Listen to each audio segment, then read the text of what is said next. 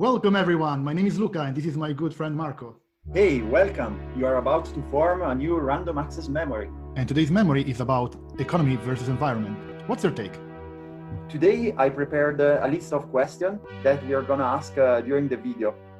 So the first question is the economic growth really damaging for the environment?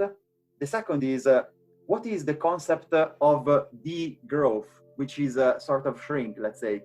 Is it the way forward? The third question is, in the future, shall we work more than today or less than today? And the last question, which is the most speculative one, let's say, is this conflict between economy and the environment the main reason for the lack of alien civilization in the Milky Way galaxy, so our galaxy? You can find the list of topics down in the description below and also in the video bar. Please remember, if you like this video, to share it with people who love to think about science and technology. And please, if you like the channel, do subscribe on the bell and be updated with all future contents. So let's start from the first question. Is economic growth really damaging for the environment? Well, if you look at the problem, it seems so, because economic growth is a consequence of economic activity. So it's something that tends to consume energy and resources. And thus, you imagine if you increase the economic activities, of course, you also risk to increase your ecologic footprint, so the negative effect on the environment. On the other hand, you can say that here in the developed countries, most of the growth is actually the service sector, which in theory should not consume a large amount of energy and materials. I say should because actually data centers are becoming ever more energy hungry. But still, I mean, it's not necessarily that if you have economic growth, you necessarily have to consume and produce more in a numeric term. Let's say you can actually increase the quality of what you do and ask for more money, and that would be growth as well.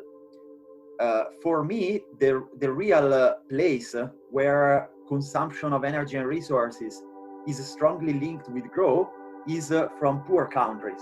Because of course, maybe they don't have medical equipment, maybe they have underdeveloped or no infrastructures. So of course, for them, the growth means increasing the consumption. But I don't see it as a negative thing, or at least I don't see the way out, let's say. So what's your point of view? My point of view is, to be fair, growth is an interesting subject because you need growth to expand society, because growth is a mix of requests and delivery. So you grow producing stuff, things, materials, whatever, and you sell it, and in selling them, you increase the economy. And increasing the economy, you increase the quality of life, and increasing the quality of life increases the demand for things. And so, you know, it's an auto-sufficient kind of thing. It's a self-feeding cycle. Yeah, it should. In a healthy society, it should. On the other hand, we have the problem of how much we can grow, such as, are we fine with an infinite growth, or spoiler alert, or as I think we should have a finite growth, a tipping point.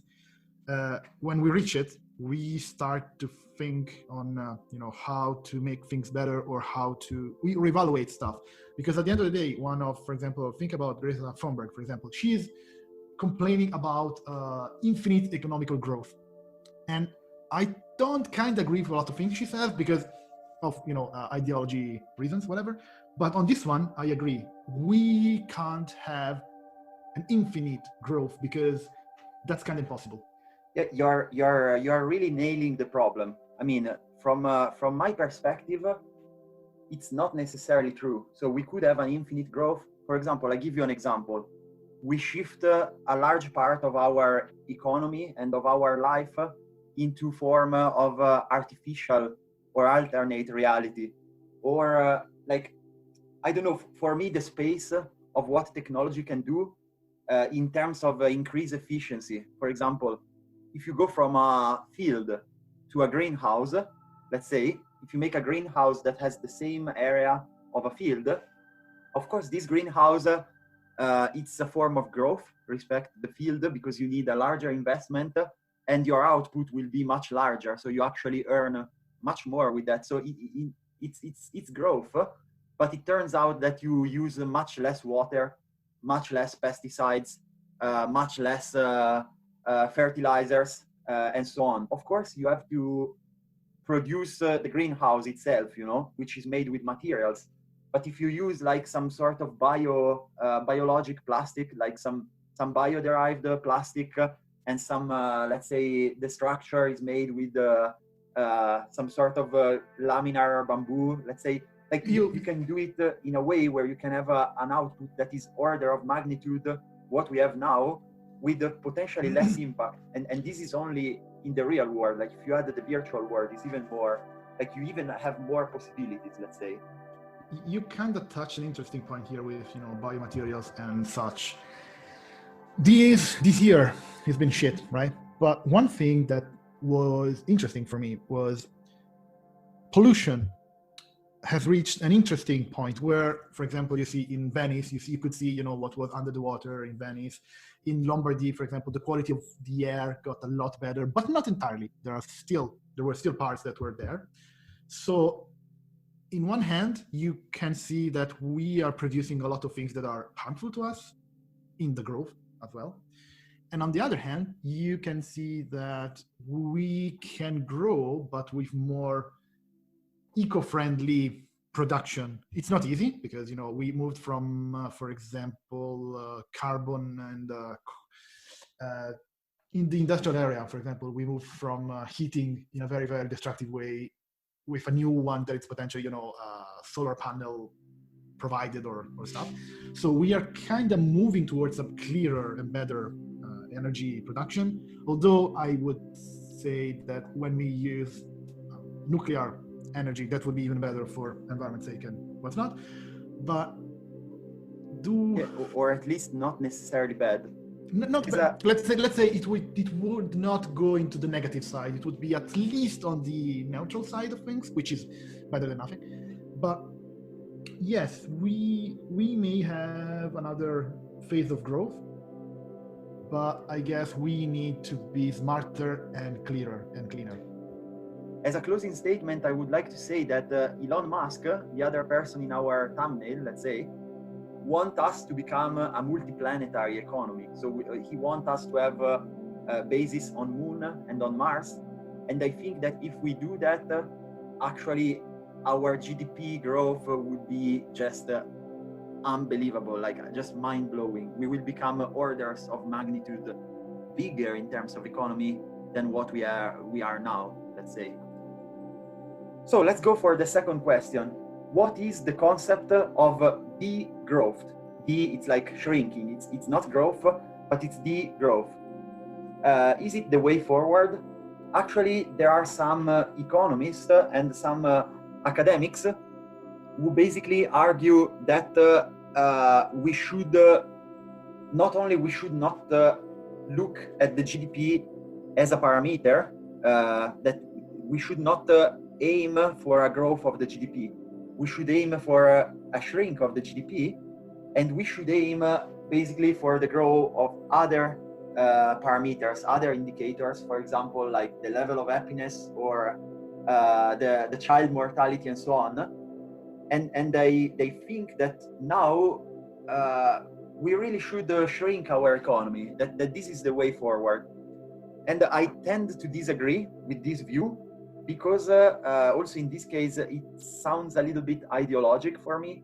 I mean, it's like you have a parameter that you are trying to make grow, and at some point somebody say, no, let's try to make it shrink, but you are still looking at that parameter. I mean, for me, there is a let's say a good message in this current of degrowth, which is you should not look at the GDP. So you should look at, I don't know, the unemployment, the satisfaction on the workplace, the child mortality should be low, the instruction level should be high. I mean, you should not have one single parameter that you use as a proxy for everything, but you should just look at everything and look in the detail. You know, the devil's in the detail. So I think this is a part that I like. Let's say we today, if you think about it, we are slaves of a communist way of spending money, such as, you know, Marx theories and whatever. We are following the ideal that the more money you have, the more money you can spend, the happier you are and the better condition you are in. And I kind of disagree partially. As in, it's fine to have wealth and to have it, though, on the basis of I have wealth that allows me to have a roof on my head, be it mine or rent, being able to buy food for myself and my loved ones and my family and what's not, and to be able to buy things. For example, there's an article that I was reading the other day that says there are 3 levels of wealth. One level is being able to go, for example, I don't know, for a dinner, for a pizza, or whatever, at the restaurant, and not caring about how much money you're going to spend. That's level 1. Level 2 is going for a grocery shopping or going to buy food, whatever, and never care about how much money you're going to spend there. And the third one is going on holiday, not caring how much you paid for it, and while you are on holiday, not caring about how much money you spend on things you do. So if someone is able to reach level 3, for me, that's enough growth from my point of view. So, but what history and what society tells you is it's not enough. And it tells you that happiness is having more and more and more and be able to spend more.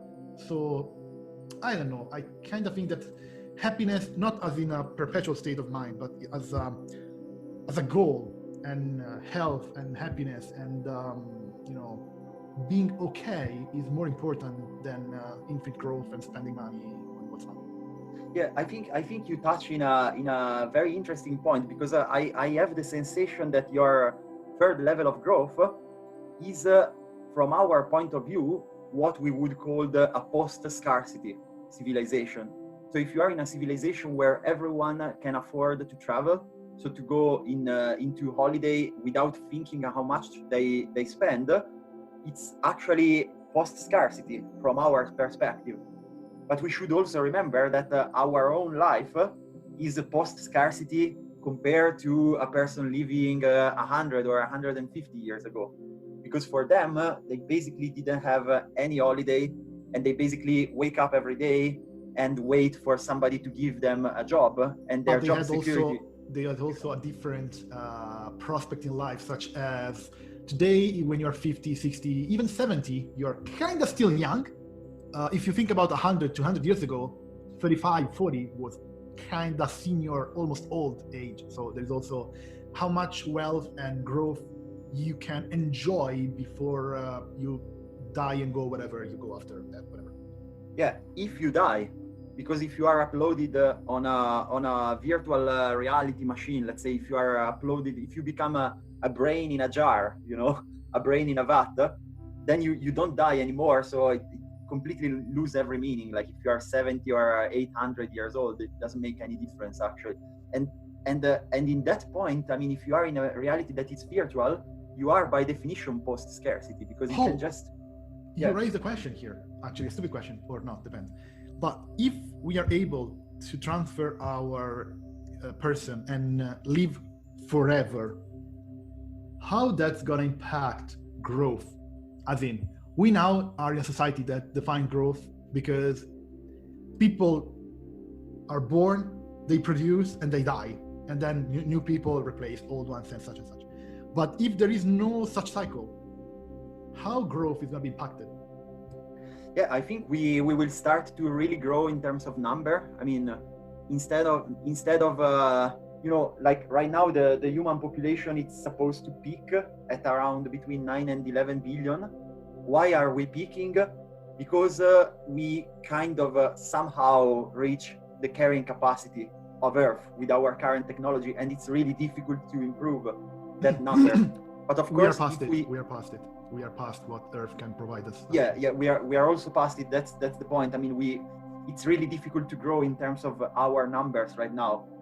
But of course, if we introduce a breakthrough, such a virtual environment, let's say, at that point, I think we can easily number in the hundreds of billions. And same goes if we really start colonies in the solar system, like we really shift to carrying capacities that are orders of magnitude above what we have.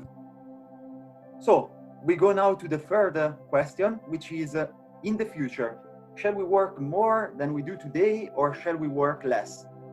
Again, if we look at history, we see that perhaps 100 years ago, I mean, in the industrial age, or even in the pre-industrial age, we didn't have the 40-hour week, let's say. They probably had only one day off, which was probably Sunday, because it was like Jesus made the world in 7 days, and he relaxed only one day. So why should the people work less than Jesus? I mean, it's so shameful, No, God, sorry, not Jesus. But this is the point. Same thing. If you believe in the fantasy book. That's right. You're totally right. But anyway, that's the thing. I mean, they used to probably work more, and also they probably don't have an 8-hour day. I mean, they work from sunrise to sunset, and they work mainly from spring to autumn, because in winter they probably just get drunk all the time and stay indoor, I assume. Or maybe they do some other work, like they work more on preserve, or maybe on making clothes, etc. They were probably less specialized in the past. But yeah, this is the point. Or an artisan. If you think about an artisan 100 years ago, there's no reason to imagine that he really had a weekend of 2 days. So it looks like, even though nobody was alive before, but I kind of have the feeling that over time, we started to work a little bit less. So yeah, another point of the people who sustain degrowth is the positive thing, is like there is a positive impact on your lifestyle if you work less, if you do less hours of job in a week. I agree that we live in an era where 8 hours a day, 40 hours a week is a concept that was born out of the Industrial Revolution, right? Where or perhaps the French Revolution. I don't remember. I think it was the Industrial Revolution, and it was stabilized in the Industrial Revolution, and that Industrial Revolution created also some problem, I would say, that we are dealing with in this crisis period, such as in the Industrial Revolution, you had to wake up, go to the factory, work, and then go home, right? And then rinse and repeat. That's fine for a manual kind of work, right? But as you well know, we have, I would say, a good amount of work types that are not really manual or not as physical and demanding as, for example, building houses and such. I would bet that in the world today, the manual laborer are a minority. I would bet that in the world today, the third sector, so the service economy, employ more people than the manual economy worldwide, even if you put the poor countries in the mix. Fun stuff. I was looking at the video of a presentation of a Tesla factory a couple of years back. And Elon Musk was explaining that although in the company and in the factory, it was 80% robots-based construction site, there was still a need, and it's still there, a need for human beings to be able to build part of the electrical network of the car, because it's kind of complicated to explain in algorithm how you should search and turn and put some kind of cable in a specific position, and it's required by human, human intelligence. So that's, for example, to explain that we still need manual and human work as well. But what I was trying to say is, with this crisis, we reached a point where it's been noted that you can work smarter and better and be more performant while you work ideally from home or not in the office. And the office itself is a remainder of the Industrial Revolution, such as, you know, factory, office. It kind of translated into that one. Yeah, But that's true. I don't know how it works for you, but nowadays worldwide there is a push towards a more decentralized and smart kind of work. And for example, a lot of companies have decided not to have employees anymore in the office. You can decide to work from home if you like, or smart working, whatever, indefinitely. But that also introduces another problem. I've seen it in Italy and I see here in Ireland, a little less here in Ireland, but a lot of management level people believe that if you are not seen doing whatever, you're not doing it. It's not such as a problem of trust, it's a problem of mentality, because it's been proven that you can work as much, if not more, when you are home, and that opens up other problems, but let's not go there. You can work a lot more at home than you are in the office, although the office is required from my point of view because of human interaction, because it's complicated as a creative person. I'm a developer at the moment. It's complicated as a creative person to bounce idea off yourself as opposed to bounce it off a person. I get a lot more done when I can, you know, talk to someone, even if that someone can't read the code or it's not really into my, you know, expertise level, but whatever. Just talking about it gives me back a feedback that allows me to get better. And that's another idea of, you know, constant feedback and such and such. So I don't know how you think about this one, how it's in your country, but in mine, they are really thinking about smart working, working from home and having less office space and whatnot. Yeah, I think no, I really like this thought that you throw in the beginning, that the office is basically the factory of the service economy. So it's like we used to have a factory because we need that infrastructure. Now we go into the service economy where we don't necessarily produce something, so we need another space. So the office was created. And yeah, I think that the middle ground is always the best idea. So I don't think the office will disappear, but I would really like to see smaller offices and also more connected offices. So like with more infrastructure for the remote interaction, like very large screen where you can see people in other office at real size, you know, real scale, and so on. A bunch of technologies that can help. So we arrived finally at the last question, which is this conflict between economy and the environment a reason, if not the main reason, for the lack of alien civilization in the Milky Way? So this is the most speculative question. It's like the ending one to conclude the video. And it's known as the Fermi paradox, because it seems that during a lunch break, Enrico Fermi asked to his colleague, where are the aliens? Because we live in a galaxy that has, I think, 200 billion stars in it, something around that.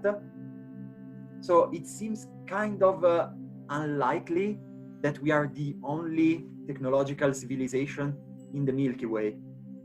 So this is the point. I mean, we covered many arguments, we covered many topics, and we saw that maybe it's really difficult to completely decouple the economic growth. I mean, it seems possible. There are many like renewable technologies. If you make them grow, you help the environment. Greenhouses, you have the virtual reality, you have the possibility to start to colonize the solar system and whatnot. I mean, it seems that there are many options, but maybe they are all too difficult. Maybe we don't have the time. Maybe we blow ourselves up. Maybe we cook ourselves with the global warming. So it's like maybe the people who want the degrowth are sort of right, and we should really basically have a slow suicide, you know, instead of a fast suicide with growth, have a slow suicide and basically become farmers again and becomes 1 billion again, because we cannot sustain 7 billion, and just wait for the asteroid to wipe us out. So this is the key. If these people are right, so if the people who demand for degrowth are right, we are doomed. There's no way we will be alive in thousands of years, you know, like something, there will be a solar flare, there will be a rogue planet, there will be an asteroid or a gamma ray burst, like something will wipe us out. And maybe this is the thing, you know, like maybe every technological civilization sooner or later becomes so big that they basically change in a non-reversible way the atmosphere and the environment of their own planet. So maybe actually environmental damage is the reason why there are no alien species in the Milky Way. This is a kind of bleak thought that I really hope it's not the truth. But what if it is? I mean, what if it's really like that? I think that up to now, in the short history of humankind, because if you think about, you know, the age of the sun, which, by the way, it's not even a very, very strong star or whatever. If you think about the life of humankind, is interesting and it's circular, as in we start from zero level or low level, we improve, we touch a limit, and then we go down for two simple reasons: nature and ourselves. In the past, it was nature that, you know, reduced the amount of people on this planet. Nowadays, we are a lot better than nature in reducing ourselves. So at some point you have to think, are we really that advanced as we think we are? I'm thinking about, you know, the recent SpaceX launch, right?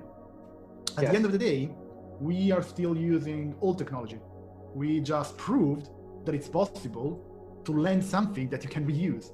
But at the end of the day, you didn't really improve or did anything extraordinary out of that. So how advanced are we at the end of the day? That's one question. Well, you touch on a sorry. You touch on a very interesting point, like that there is no big innovation. But this, it's kind of balloony. I mean, it has always been like this, you know? Like somebody could see a car, a combustion engine car, and just say, okay, you just change a horse with another type of engine, but at the end of the day, it does the same thing, you know? But of course, they didn't see the airplane coming, for example, you know? Like, and of course, when they finally did the first airplane, it was very, very barely flying. And the technology was actually the same of the car, you know, it was a combustion engine with some sort of wings. So it's like you always have the impression that even big technological leap, even crazy breakthroughs that we had in our history, at the end of the day, if you were in that period, I'm sure they don't look so big, you know, they look just a minor change. And I hope and I wish that is the same. So I wish that for example, right now we have different types of thrusters to go into space. For example, some thrusters that are electromagnetic and not chemical. So if you put together chemical reusable rocket and in an infrastructure into orbit that has thruster with a much higher thrust that allow you, once you went out from the gravity well of Earth, allow you to go into deep space, let's say at least the Moon and Mars. So I think these two technologies together, if are together in a new infrastructure, can be like when the people in the future will look back, they will think, damn, that was an innovation, you know? I still have doubts about our, you know, if there are going to be people in the future looking back at us. That's the question that is bugging me nowadays, because, and that's a very controversial topic, I think, but I believe that we are very well into destroying ourselves in a very increasingly complicated and effective way. So I believe that if we don't change the way we do things, there is not going to be an us in the future looking back. Yes, so we are kind of with this nagging question in our mind.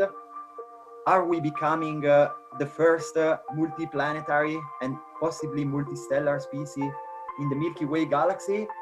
Or are we just becoming another dead alien civilization? Who knows? So it's time to say goodbye. Thank you for staying with us. Thank you very much. We wish you a happy week.